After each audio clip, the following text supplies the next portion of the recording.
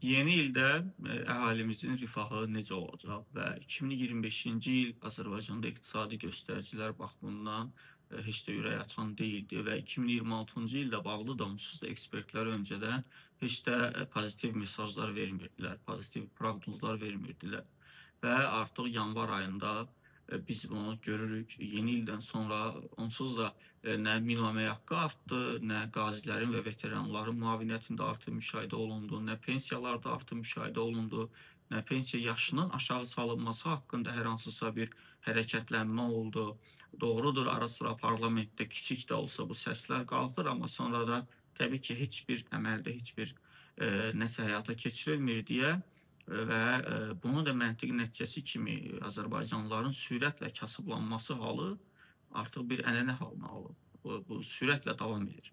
İnsanlarımızın rifahı gündən-günə, hətta gündən-günə artıq aşağı düşür. İnsanlarımız ictimai nəqliyyatda qiymətlərin artımı ilə, vergilərin artımı ilə, cərimələrin artımı ilə və az qala addım başı cərimələnməklə, az qala hər 3 aydan bir, hər 6 aydan bir kommunal xidmətlərin bahalaşması reallığı ilə artıq üz-üzə durub və insanların soyuducuları yavaş-yavaş azalır, boşalır. İnsanlar artıq marketdəki səbətlərə bundan sonra daha kiçik səbətlər götürməyə üstünlük verirlər. Mən bunu bacardığım qədər lori dildə izah edirəm ki, izləyicilərimiz daha aydın başa düşsün mən nəyi nəzərdə tuturam.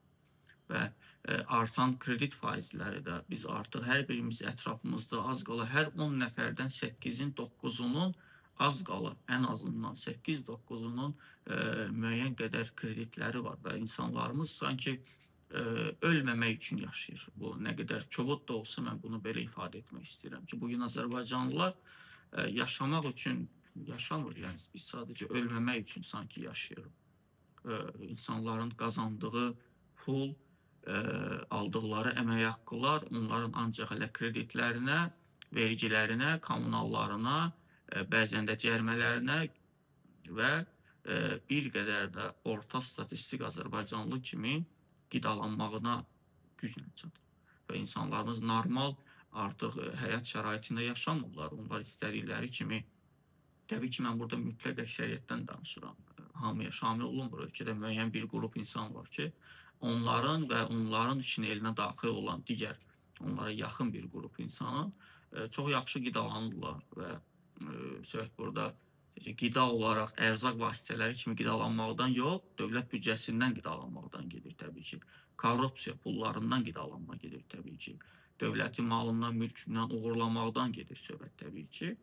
Və bu kontekstdə bəli, onlar həmin o qrup şəxslər yaxşı qidalanırlar. Amma söhbət daha çox Azərbaycanlıya gəlib çıxanda, söhbət orta statistik Azərbaycanlılara gəlib çatanda, söhbət orta təbəqə dediyimiz kiçik və orta sahibkarlara çatanda onların vəziyyəti günü-gündən pisləşir. Kiçik və orta sahibkarlıq artıq Azərbaycanda demək olar ki, yoxa çıxmaq üzrədir.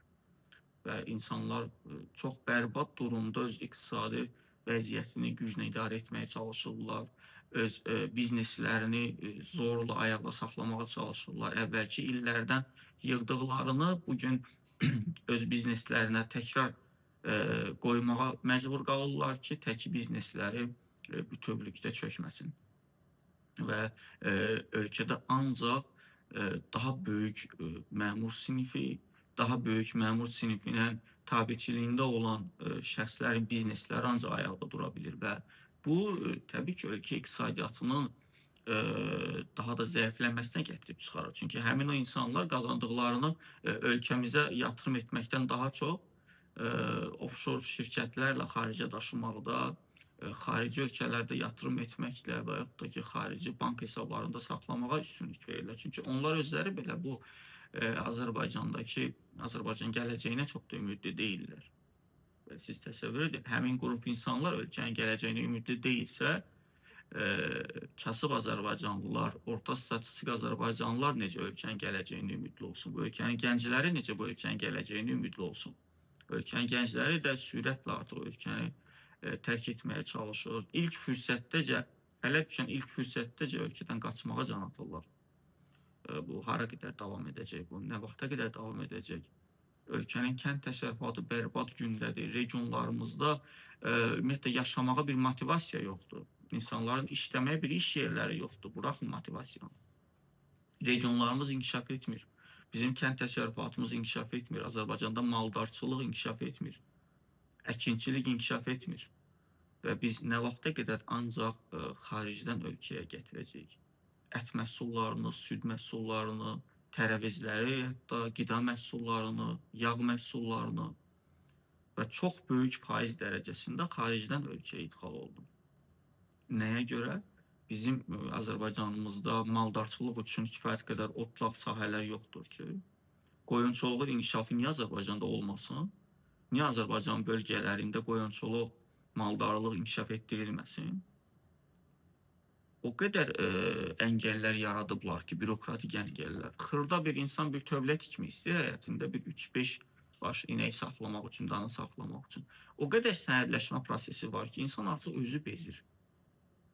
Və sən bir tövlə tikmək üçün az qalır bələdiyyədən, az qalır ki, rayon məhkəməsindən, icra orqanlarından dəlili, sübutlu, vərəq-vərəq, list-list sənədlər toplusu yığsınlar ki, və ondan sonra ona icazə verilsin. Bu qədər sıxmaq olmaz axı insanların. Sadə Azərbaycanlıları bu qədər bürokratik cəngəlin içinə salmağa ehtiyac yoxdur. Bir insan öz həyatında tövlə tikmək istəyirsə, ona icazə verilməlidir. Məsələ burada təbii ki, tövlədən getmir.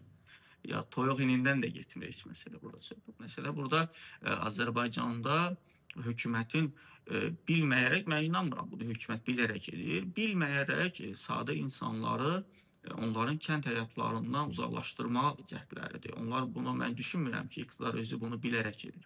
Onlar sadəcə yüngül formada izah etsəm bacarıqsızlıqdan və yaxud da ki, müxtəlif yollarla özlərinə qazanc əldə etməkdən və nəticə etibarilə gətirib məsələ bu qədər şişir və gəlib məsələ bu həddə çatır. İnsanlar sürətlə şəhərə axın edir və şəhərdə də sıxlıq yaranır, şəhərdə tıxac yaranır, şəhərdə metroda basa-basdı, ictimai nəqliyyatda basa-basdı. Şəhərin yolları bərbad günə düşür, şəhərin infrastrukturu bərbad günə düşür və ümumiyyətlə şəhərdə artıq işçinin dəyəri aşağı düşür və bu da onun əmək haqqısının avtomatik azalmasına gətirib çıxarır. Çünki tələb təklif məsələsi var bazarda. Və insanlar regionlarda əgər işləyəcəksə, 700 manat, 800 manat məvacib alacaqsa, o təbii ki, heç vaxt şəhərə gəlib, şəhərdə heç 1000 manat, 1200 manata belə işləməz. Burada kiraya qalmaqla, rayonda onun öz evi varsa əgər, təbii ki, rayonda hətta bugün 650 manat, 700 manat maaşa belə insanlar razıdır. Hətta daha aşağı maaşa belə insanlar razıdır, əmək haqqına belə insanlar razıdır. Amma o iş yerləri yoxdur bizim regionlarımızda. Bizim regionlarımızda sosial aktivlik yoxdur. Bizim regionlarımızda heç normal parklar yoxdur ki, insanlar getsin orada, dincəlsin. Yaxşı fəaliyyət göstərən ictimai yaşayış obyektləri yoxdur. Onların hamısını motivasiya etmək lazımdır. Kiçik və orta sahibkarlığı ciddi şəkildə dövlət dəstəkləməlidir. Doğrudur, bir qurum yaratmışdılar kiçik və orta sahibkarlara dəstək fondu adı altında. Amma mən açığı çox da müsbət düşüncələrdə deyiləm həmin qurumun, həmin fondun fəaliyyəti ilə bağlı da.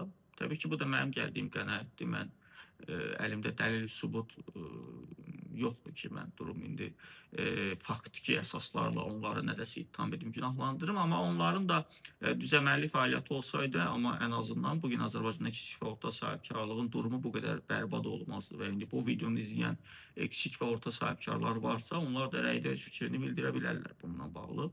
Çünki həqiqətən də Azərbaycanda Azərbaycanlıların iqtisadi durumu artıq dövlətin özünün iqtisadi durumundan daha bərbad gündədir. Dövlət də tək neft hasilatından asılıdır və Rus-Ukrayna müharibəsi bitəcəksə ki, artıq bitmək üzrədir, sülh hazırlanır, sülh planı hazırlanır və artıq Azərbaycanın enerji dəyəri də əvvəlki kimi olmayacaq, enerji mənbəyi kimi dəyəri də. Azərbaycan qazının artıq qiyməti avtomatik düşəcək, çünki əgər sülh olacaqsa, aydın məsələdir ki, Rusiya sanksiyaları da aradan qaldırılacaq və neftin qiyməti də düşə bilər. Neftin onsuz da bütöv qiyməti bizə olduğu kimi gəlmir, çünki burada neft hasilatından da çıxan orada vergilər var, həmin çıxan şirkətlərə ödənilən məbləğlər var. Fərz edək ki, əgər neftin qiyməti 60-65 dollar arasıdırsa, onun biz hardasa 40-45 dollar arasını zaten ödəyirik təkrar. Bizə yerdə qalan 20 dollar olur. Yəni mən bunu iqtisadi dillə yox, lori dildə izah etdimsə, təbii ki, daha yaxşısını peşəkar iqtisadçılar izah edə bilər. Yəni ona görə neftə də çox güvənmək olmur. Biz kənd təsərrüfatını inkişaf etdirməliyik. Biz yeri aqrar sahəni inkişaf etdirməliyik.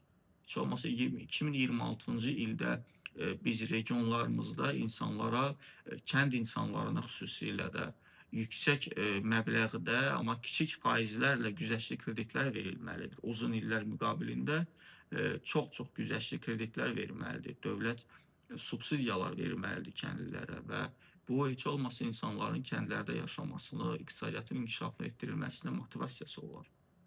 Bu uzaq perspektivdə, uzun perspektivdə Azərbaycanın iqtisadi rifahını, Azərbaycanlıların iqtisadi rifahını heç olmasa bir qədər yaxşılaşdıra bilər.